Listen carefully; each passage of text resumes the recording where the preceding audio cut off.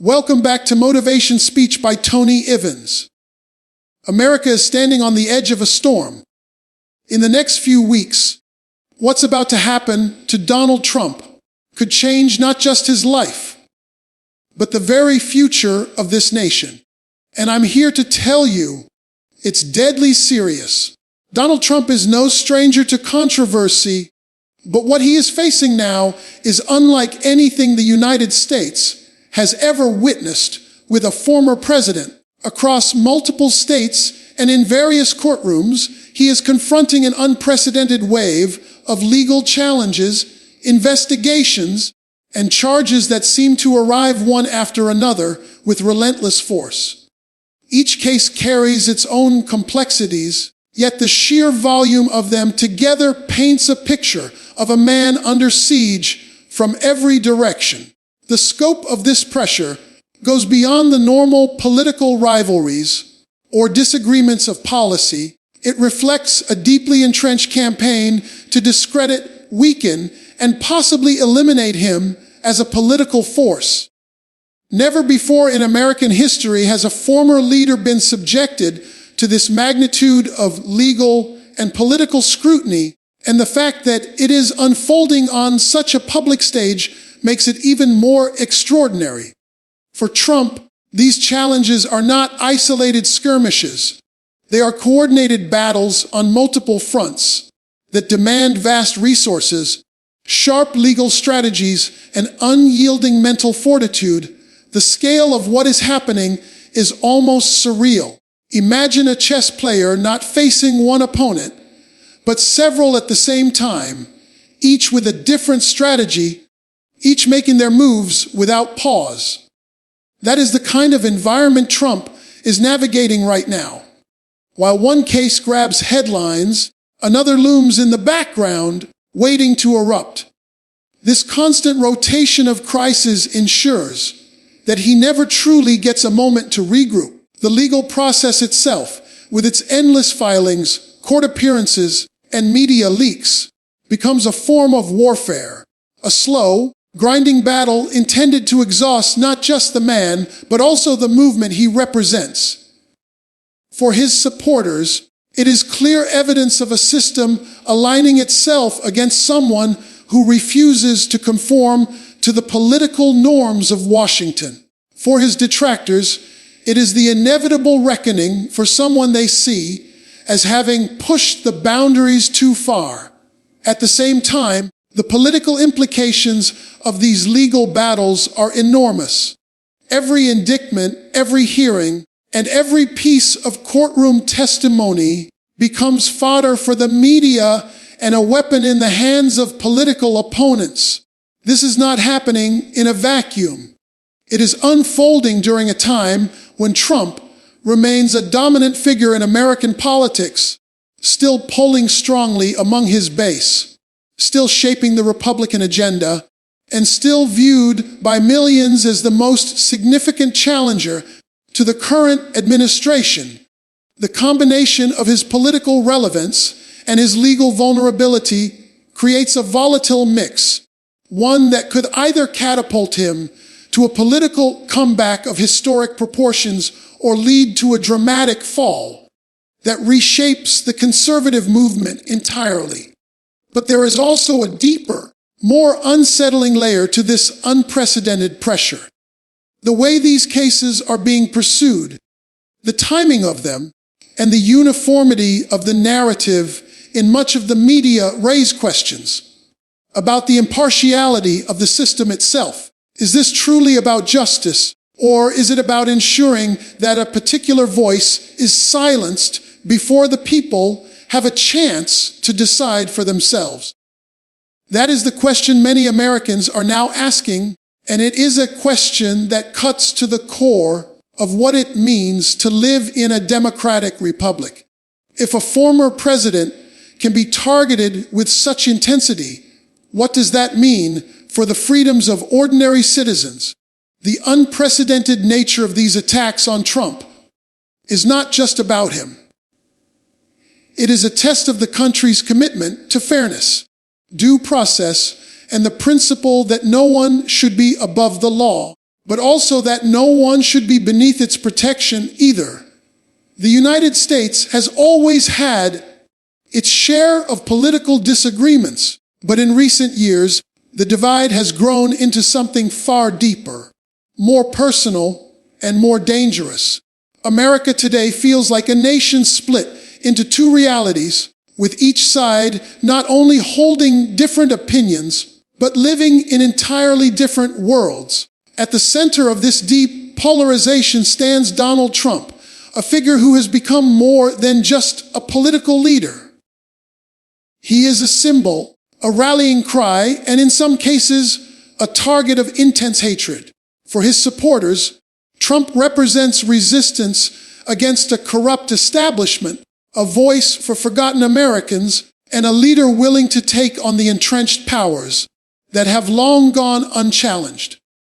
For his critics, he embodies the very chaos, division, and disregard for norms they believe threaten the stability of the nation. These two views are not just different, they are often irreconcilable, and that is what makes the division so profound. This polarization is visible everywhere, from social media to family dinner tables, from local communities to the highest halls of power. Conversations about Trump are rarely neutral. They are emotionally charged, with people quick to defend or condemn him with equal passion. In such an environment, every event connected to him, whether it's a political rally, a court appearance, or a public statement, becomes fuel for both sides of the divide. The very mention of his name can spark arguments, inflame tempers, and deepen mistrust between fellow citizens. This is not just about political disagreement. It is about identity, about how people see themselves and the future of their country. For many, being for or against Trump is no longer a matter of policy preference. It is a defining aspect of who they are. The danger in this level of division is that it erodes the shared understanding necessary for a nation to function. Without some common ground, it becomes nearly impossible to solve problems collectively. Each side views the other not just as wrong, but as a threat, an enemy whose vision for America would lead to disaster. This mindset makes compromise seem like betrayal and encourages an environment where winning at all costs becomes more important than the truth or the well-being of the country. The result is a political climate where anger is constant, dialogue is rare, and trust in institutions is at historic lows. The courts, the media, even the electoral system, nothing is seen as impartial anymore, because in such a divided climate, every institution is judged based on whether it helps or hurts one side. Donald Trump's position within this divide is unique because he is not just a participant. He is a central figure driving and amplifying it. His style, his rhetoric, and his refusal to conform to traditional political norms have endeared him to millions, but alienated millions more. Each statement he makes, each action he takes, is magnified by the division, causing supporters to rally even harder and opponents to push back with equal force. This creates a cycle where the gap between Americans only widens.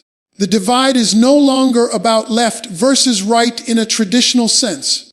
It is about two competing visions for what America should be, each convinced that the other is leading the nation toward ruin. What makes this divide even more dangerous is how it affects the way information is consumed and believed. People are increasingly choosing news sources, commentators, and online spaces that reinforce their existing beliefs, creating echo chambers that harden opinions and eliminate opportunities for real dialogue. In such a reality, facts themselves become contested, and truth becomes whatever aligns with one's worldview. This makes it far easier for misinformation, conspiracy theories, and extreme narratives to take root, fueling the division even further. With Trump at the center of this storm, every development in his personal and political life becomes another battle in the ongoing war for the nation's soul, a war where neither side is willing to yield ground and where the very fabric of American unity is being stretched to its breaking point. Donald Trump's rise to political prominence brought with it an unmatched level of attention, influence, and controversy, but it has also placed him in a position of serious personal risk. As the legal battles, political attacks, and media narratives against him intensify, the threats to his personal safety have become more real and immediate. In today's hyper-charged political climate, the stakes are no longer confined to debates in Congress or arguments on television. The tensions have spilled into the streets, into rallies, into online forums, where anger and hostility brew without restraint. This has created an atmosphere where personal security for Trump is not just a formality, but a necessity, where every public appearance carries with it the possibility of confrontation, disruption, or worse. The sheer volume of animosity directed at him, combined with the unpredictability of human behavior in times of political unrest, makes the potential for danger far greater than for almost any other public figure in modern American history. The environment surrounding Trump today is the product of years of escalating rhetoric from both sides of the political spectrum. His most ardent supporters view him as the embodiment of their fight against an overreaching government and corrupt institutions, and they see any attack on him as an attack on themselves. His most fervent opponents, on the other hand, see him as a direct threat to democracy and the stability of the nation, and they speak about him in language that frames him not just as a political rival, but as an enemy to be stopped at all costs. When emotions run this high, it is not difficult for fringe individuals or groups to justify extreme actions in their minds, believing they are acting for the good of the country or to defend their freedoms. This is what makes the situation deadly serious. When political disagreements are framed in existential terms, the potential for violence becomes a constant undercurrent. Security for someone like Trump is complex and multi-layered. There are teams, protocols, and measures in place to ensure his safety, but these precautions are not infallible. The nature of his political persona means he thrives on being in direct contact with his supporters, speaking to massive crowds, shaking hands, and breaking down the barriers that usually keep politicians at a distance. While this approach makes him more relatable and authentic to his base, it also increases his exposure to risk.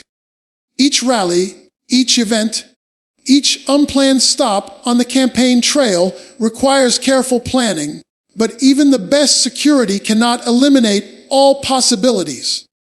History has shown that political figures who inspire strong emotions, both positive and negative, are the most likely to face threats to their lives, and in an era where tensions are at their highest, those threats multiply. The rise of social media has further amplified these dangers. Platforms that once served as spaces for public discourse have increasingly become echo chambers where hate can be nurtured and spread. Threats against Trump, whether serious or not, circulate online with alarming regularity, and the anonymity of the internet emboldens individuals to make statements they might never voice in person. Some of these threats are nothing more than bluster, but others reveal intent, and separating the two is a constant challenge for law enforcement and security agencies.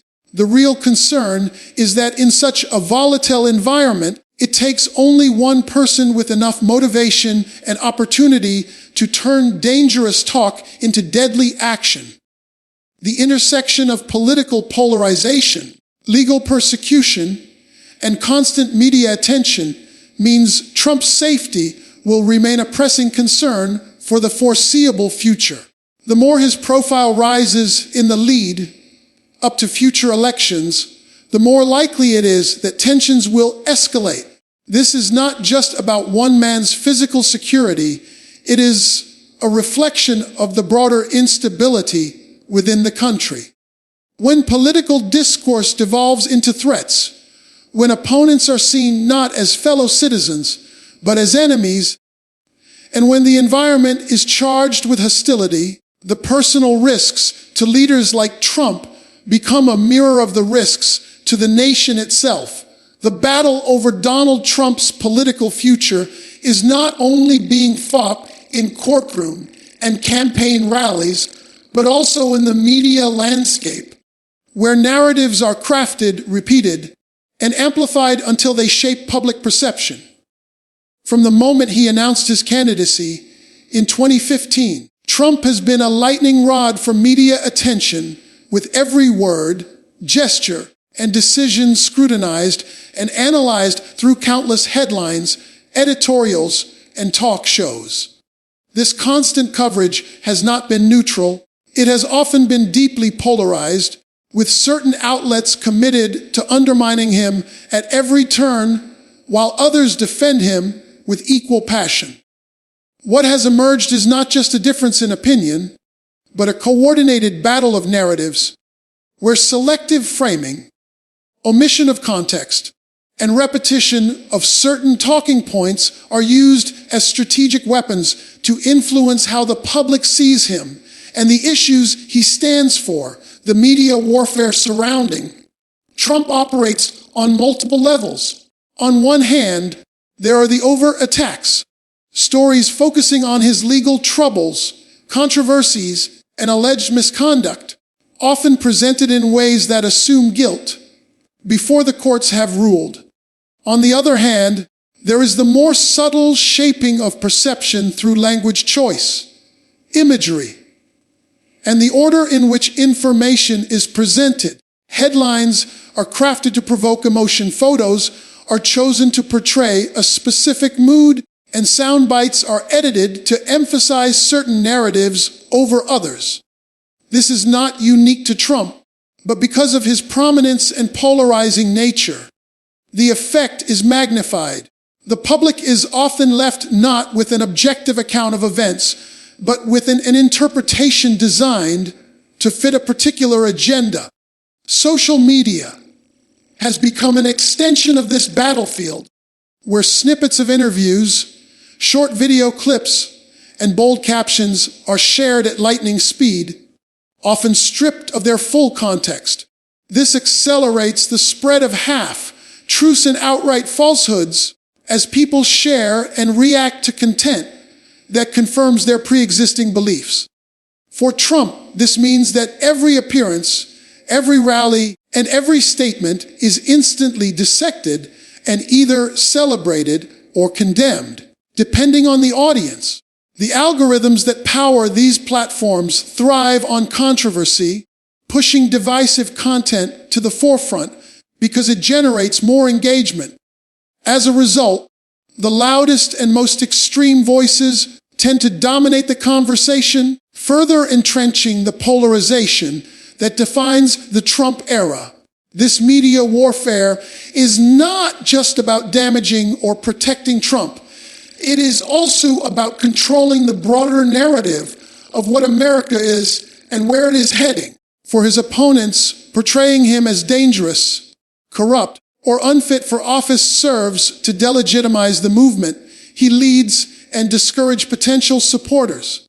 For his allies, countering these portrayals is essential to keeping his base energized and expanding his influence. Both sides understand that in today's information-driven world, perception often matters as much as reality. A single story, if repeated often enough, can become accepted as truth, regardless of whether it is supported by facts. This is why media narratives are so fiercely contested. Whoever controls the story controls the political battlefield.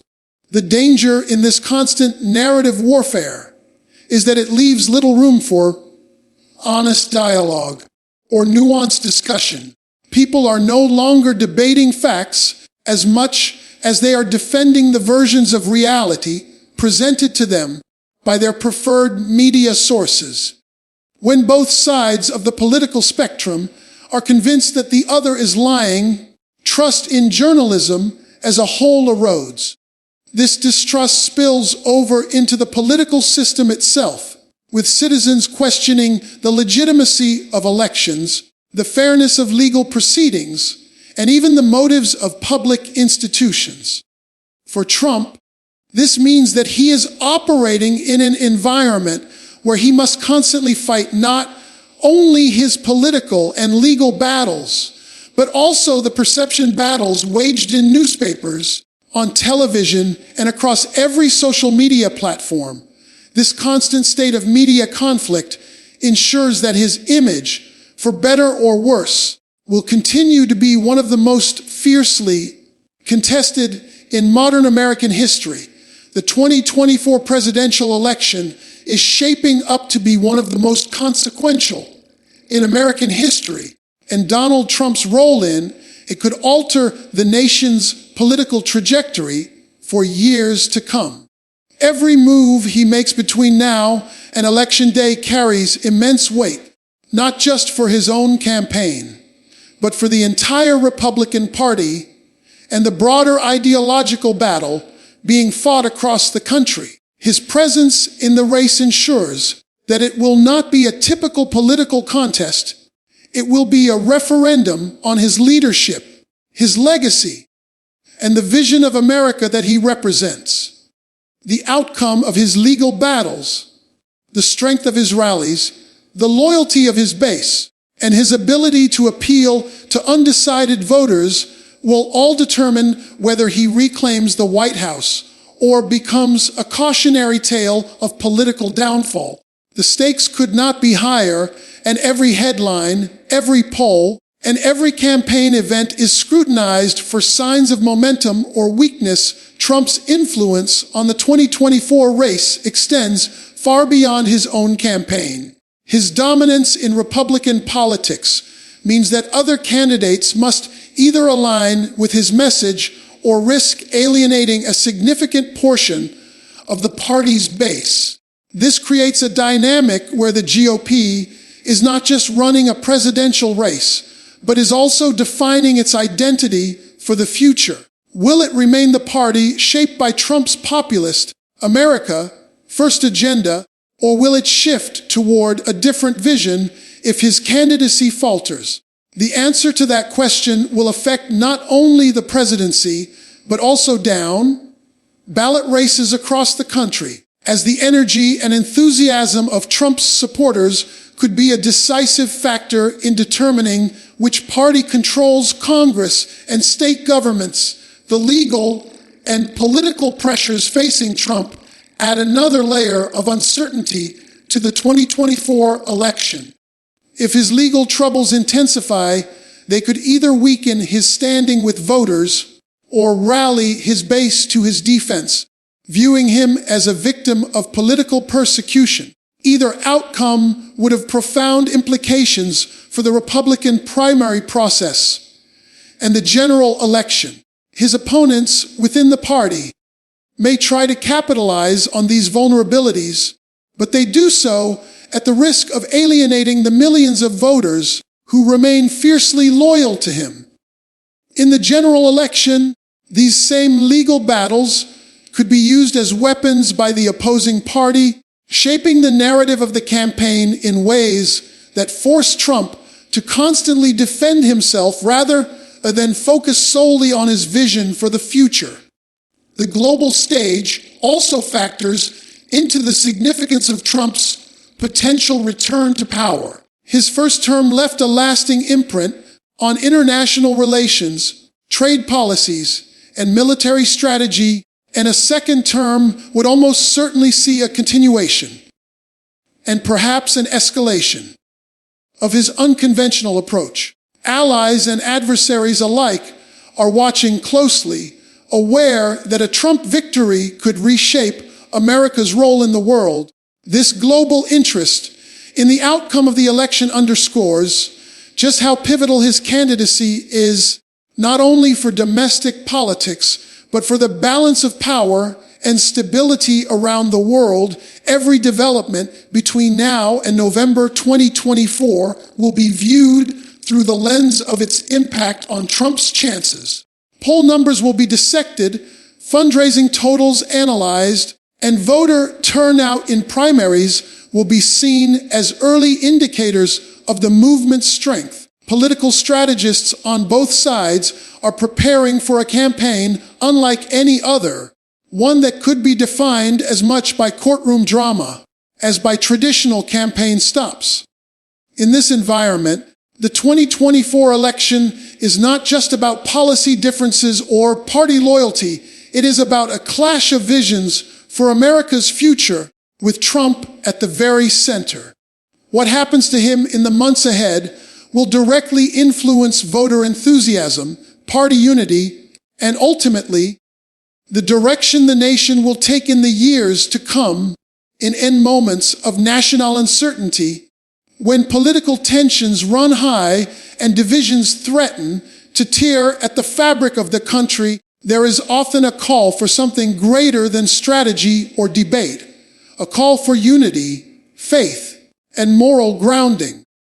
The situation surrounding Donald Trump has evolved beyond the realm of political campaigns and legal strategies into a broader question about the state of the nation's soul. For millions of Americans, the intensity of the battles he faces is not just about one man's future, but about the direction of the country itself. They see in him a reflection of their own struggles against systems they believe are unjust, a symbol of resistance against forces that seem determined to silence their voices. This is why the call to prayer in such a time is not merely ceremonial, but deeply personal. Many who feel the weight of what is at stake, prayer in this context becomes more than a religious ritual. It becomes an act of collective hope and defiance against the uncertainty and fear that dominate the headlines. For some, it is a way to seek divine protection over Trump as he faces threats both legal and personal.